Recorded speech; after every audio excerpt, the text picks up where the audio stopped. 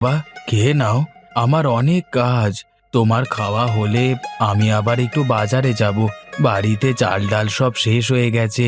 বাজার থেকে এসে আবার ক্ষেতের কাছে যেতে হবে। না রে বাবা, আমার ক্ষুধা নেই। তুই যা তোর কাছে, আমি পরে খেয়ে নেব। এখন আমার ক্ষুধা নেই রে বাপ। যা, তুই আমাকে নিয়ে চিন্তা করিস না, তুই কাজে যা। কেন বাবা, কি হয়েছে তোমার? তুমি খাবে না কেন বলো তো আমাকে? শরীর ঠিক আছে তো তোমার? হ্যাঁ রে বাবা, আমার শরীর ঠিক আছে, কোনো সমস্যা নেই আমার। তুই যা দেখিনি কাজে।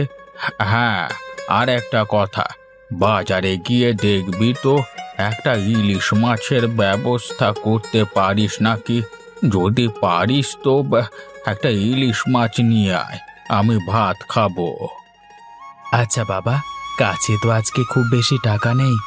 দেখি যদি পারি তাহলে একটা ইলিশ আনবো। তুমি খেয়ে নিও। আমি চলি বাবা, বাজার থেকে এসে আবার মাঠে যাব। আচ্ছা বাবা, যা।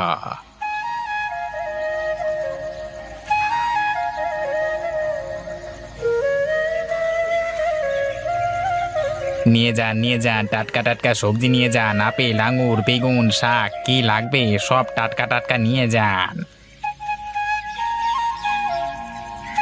কি গো গোপাল দাদা, চললে কোথায়? সবজি দেবো নাকি? একদম টাটকা সবজি হবে গো দাদা, একেবারে টাটকা। তা বুঝেই যখন ফেলেছি সবজি কিনতে এসেছি, তখন দে দেখি, ভালো দেখে কিছু সবজি আমাকে দে। হ্যাঁ দাদা, আজকে সবজি অনেক কম দামে কিনেছি, তাই কম দামি বেচছি, বুঝলে তো। বেশি করে দিয়ে দিলাম আর কি। হ্যাঁ হ্যাঁ, দে দে, ভালো দেখে দিবি কিন্তু। টাটকা দেখে বেশি দে, যাতে অনেক দিন রেখে খেতে পারি। তোমার মাথায় বুদ্ধি আছে বলতে হবে গোপাল দাদা। হ্যাঁ, তোমার মাথায় অনেক বুদ্ধি। আরে এত দাঁত না বার করে চুপচাপ সবজি মেপে দে, আমার তাড়া আছে, বুঝলি না?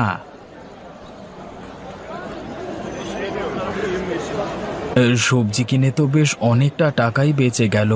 যাই দেখি, বাবার জন্য একটা ইলিশ কিনতে পারি নাকি দেখি।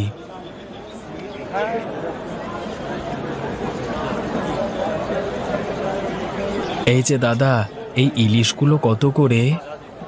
আরে গোপাল যে, তুইও আবার ইলিশ কিনতে এসেছিস? হ্যাঁ দাদা, আমার বাবা ইলিশ খেতে চেয়েছে। বুড়ো মানুষ, তার মনের ইচ্ছে তো পূরণ করতে হবে।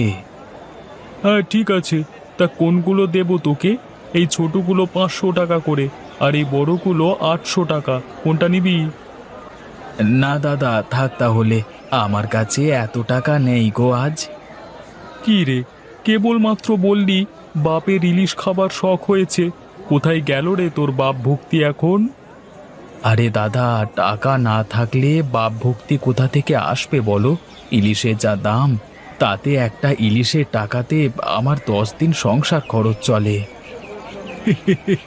তা তুই এতই যখন হিসেব করতে পারিস, তখন শুধু শুধু ইলিশ কিনতে কেন আসিস? হ্যাঁ, কটা পচা পুঁটি মাছ নিয়ে যা, ইলিশ বলে চালিয়ে দিস। হ্যাঁ।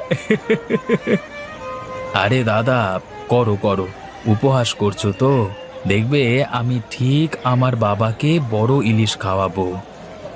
যা যা, আমি দেখবো তুই কেমন ইলিশ খাওয়াস তোর বাপকে। হ্যাঁ। ঠিক আছে দাদা, আমি দেখিয়ে দেব। আজকে আমাকে অপমান করলে তো, একদিন আমি আমার বাবাকে বড় ইলিশ মাছ খাইয়ে তোমাকে দেখিয়ে দেব।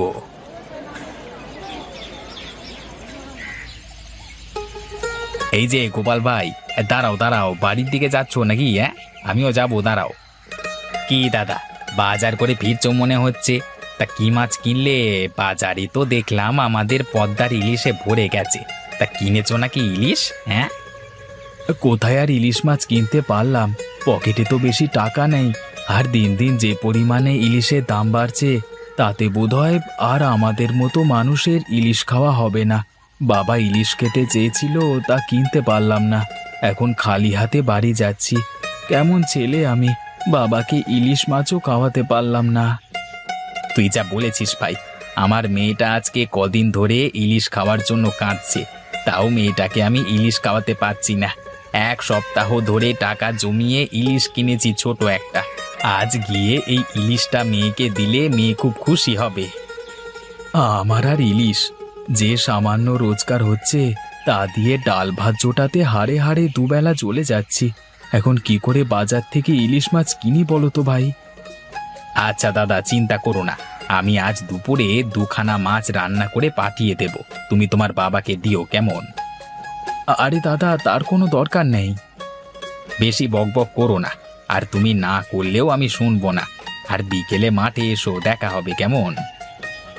আচ্ছা ঠিক আছে, তাই হবে। যাও যাও, বাড়ি যাও।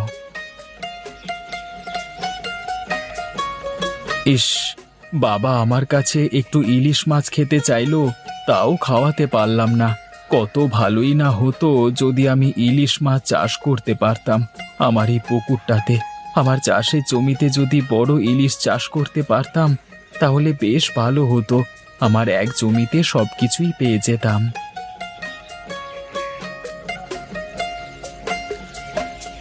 কি গো দাদা, তোমাকে আমি বিকেলে আসতে বললাম আর তুমি এত আগে চলে এসেছো মাঠে।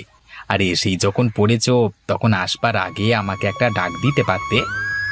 আরে আমি বাজার থেকে ফিরে চলে এসেছি, তাই ভাবলাম তুই এত সকালে যাবি না, এই জন্য আর কি তোকে ডাকিনি। তা নয় হলো, কাজকর্ম বাদ দিয়ে পুকুরের ধারে দাঁড়িয়ে কি ভাবছো শুনি? ভাবছি যে আমার এই চাষের জমিতে ধান থেকে শুরু করে সব ধরনের সবজি চাষ করি আমি। আবার দেখো, ক্ষেতের পাশে একটা পুকুর রয়েছে, যদি এই পুকুরে ইলিশ চাষ করা যেত তাহলে কতই না ভালো হতো। আমার এই চাষের জমি সবকিছু পেয়ে যেতাম। আরে দাদা, এটা তো মিষ্টি পানি, মিষ্টি পানিতে কি আর ইলিশ চাষ করা যায়? ইলিশ চাষ করতে লাগে নোনতা পানি। তাহলে নদীর মিঠা পানিতে ইলিশ কি করে আসে? মানুষ তো দেখি নদীর মিঠা পানি থেকেই ইলিশ ধরে। আরে দাদা, ইলিশ মিঠা পানিতেও হয়, আবার নোনতা পানিতেও হয়, কিন্তু পুকুরে চাষ করতে হলে নোনতা পানির প্রয়োজন হয়। পুকুরের মিঠা পানিতে ইলিশ মাছ চাষ করা যায় না। ও আচ্ছা, তাই নাকি? এ কথা তো আমার জানা ছিল না। আচ্ছা যাই হোক, চলো কাজে লেগে পড়ি। এই চলো দাদা, বাড়িতে চলো, সন্ধ্যা হয়ে গেছে। আর কত সময় কাজ করবে? এসেছো তো সেই দুপুরে। তুমি যে কি করে এত কাজ করতে পারো আমি কিছুই বুঝি না। কাজ না করে আর কি উপায় বল? কাজ না করলে আর খাবো কি? আচ্ছা আচ্ছা, হয়েছে, এখন চলো। হ্যাঁ, চল চল।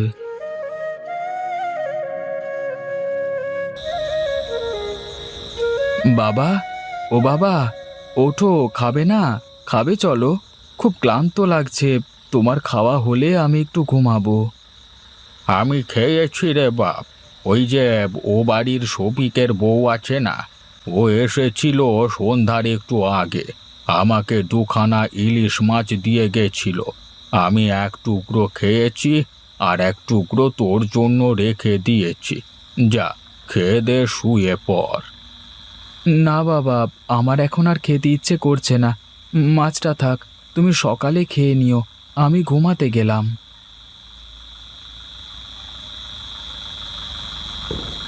আচ্ছা, আমার পুকুরটা তো বেশ বড় আর অনেকখানি গভীর। আমি যদি বাজার থেকে নুন কিনে পুকুরের পানিতে ঢেলে দিই তাহলে তো পুকুরের পানি নোনা হয়ে যাবে, আর আমি সেই পুকুরেই ইলিশ চাষ করতে পারবো। এখন ঘুমাই, আমি কালকে থেকে ইলিশ মাছ চাষ করবার জন্য সব প্রস্তুতি নেব।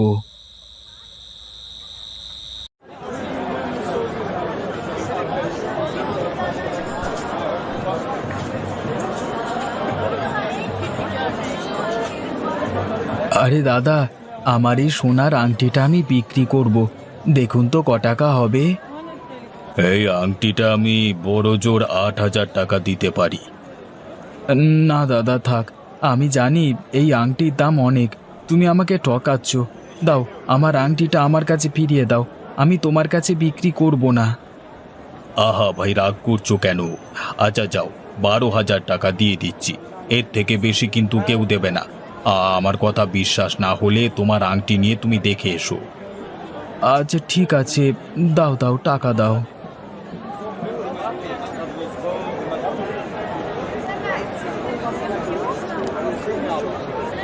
এই যে দাদা, লবণ আছে তোমার কাছে?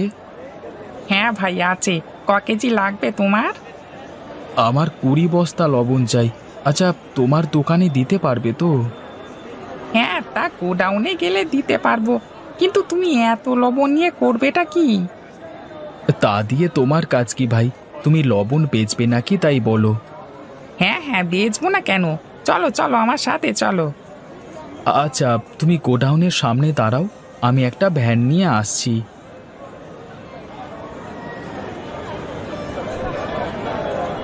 ভাই চলো চলো, এখান থেকে লবণ নিতে হবে।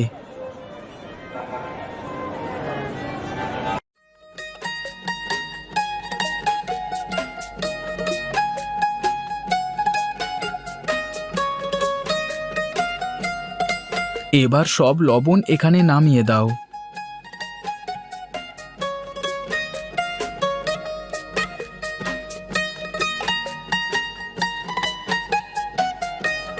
এই তো লবণ চলে এসেছে, এখন সব লবণ জলে দিয়ে দিই। এই তো পুকুরের পানিতে লবণ দেওয়া হয়ে গেছে, এখন শুধু কিছু ইলিশ মাছের পোনার ব্যবস্থা করতে হবে। হ্যাঁ যাই, একবার হ্যাচারিতে যাই।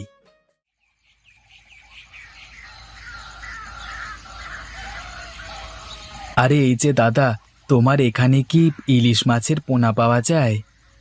আরে আমরা তো চাইলে ইলিশ মাছের পোনা ফুটিয়ে দিতে পারি ডিম থেকে, কিন্তু তুমি চাষ করবে কোথায়? লোনা পানি আছে? হ্যাঁ হ্যাঁ, থাকবে না কেন, আছে। তুমি আমাকে 2000 পোনা দিতে পারবে? ঠিক আছে, কিছু টাকা অ্যাডভান্স করে দিয়ে যাও, আর জায়গাটার নাম বলে যাও। আমি কালকে লোক পাঠিয়ে দেব, পরে বাকি টাকাটা তুমি আমাকে দেবে, কালকে না হয় দিয়ে যাবে, ঠিক আছে? এই যে টাকা। আর কালকে বড় বটগাছের কাছে চলে গেলে আমাকে পাবে। আচ্ছা ভাই, ঠিক আছে, তোমার কাজ হয়ে যাবে।